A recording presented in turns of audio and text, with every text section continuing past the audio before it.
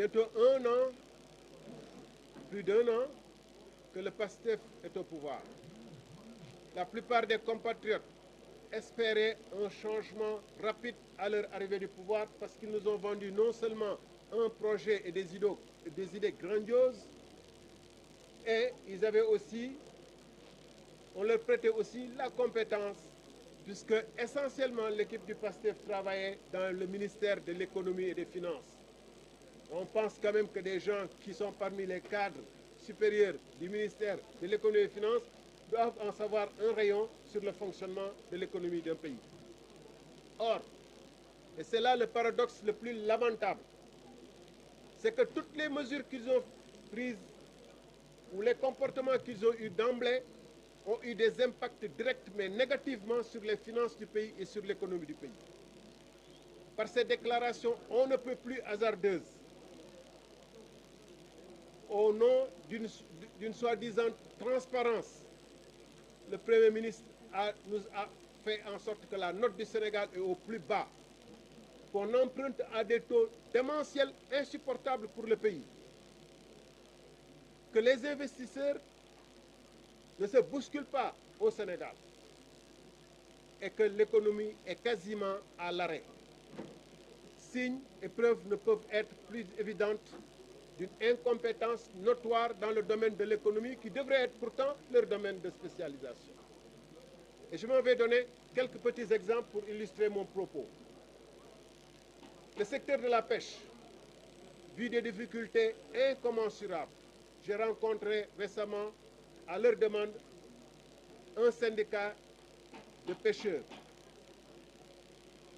Ils disent que la brèche de Saint-Louis a englouti près de 40 vies en un an. 40 personnes disparues dans cette brèche. Et rien n'est tenté. C'est comme si ça ne se passe pas au Sénégal. Ils disent que leurs pirogues qui sont faites, qui sont des pirogues artisanales, qui méritent, alors que si vous allez en Mauritanie, on commence à avoir des petits chalutiers financés par le gouvernement. Vous allez au Maghreb, c'est que des chalutiers modernes, il n'y a pas nos petites pirogues artisanales. Même l'effort qui avait été fait pour leur fournir des moteurs hors bord, cet effort est en train d'être, sous des prétextes nébuleux, arrêté par le gouvernement, alors même que c'est un secteur qui a voté massivement pour le changement. Si nous quittons le secteur de la pêche pour aller, par exemple, vers le secteur des BTP, aujourd'hui, tout le monde sait, et ils l'ont dit publiquement, les entreprises de BTP au Sénégal qui employaient beaucoup de personnes, faisaient vivre directement beaucoup de personnes et faisaient vivre indirectement beaucoup.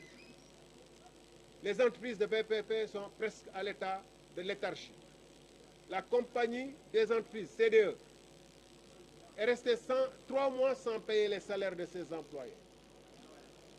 La compagnie sahélienne d'entreprise CSE a licencié 650 personnes.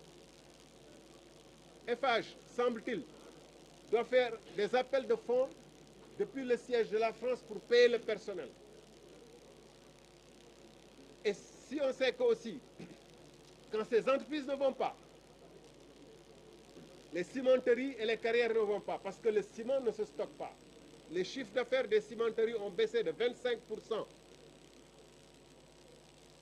Le fer qui était importé, au lieu d'un bateau par mois, ce serait plutôt un bateau par 3 mois. Voilà les signes patents d'une économie qui souffre. Et l'urgence de l'heure, la plus haute urgence, ce serait de se retrousser les manches, de faire en sorte que ces secteurs sortent de la léthargie.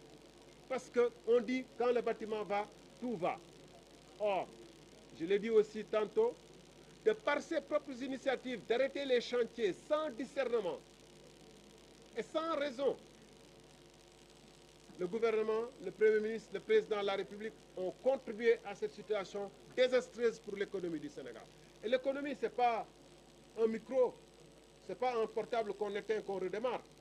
Ce n'est pas un bouton qu'on appuie, ça redémarre. Quand ça s'arrête, c'est difficile de redémarrer. Et ils apprennent à leurs dépens, eux qui auraient dû en savoir plus que nous, puisqu'ils sont au ministère de l'économie et des finances. Ils ont fait 15 ans, 20 ans, on se demande à quoi ils faisaient là, qu'est-ce qu'ils faisaient là-bas, s'ils n'ont rien appris. Ils auraient dû savoir que toucher au secteur du BTP, c'est prendre le risque de mettre l'économie du pays dans une situation d'arrêt. Prenons un autre secteur, le secteur de l'enseignement. Nous sommes aujourd'hui à l'université Cheikh Anta Diop de Dakar au moins à l'année 2023-2024. C'est-à-dire, c'est comme si nous avions 1 an de retard sur le reste du monde. Alors qu'ailleurs, les gens s'apprêtent à faire leurs examens de fin d'année,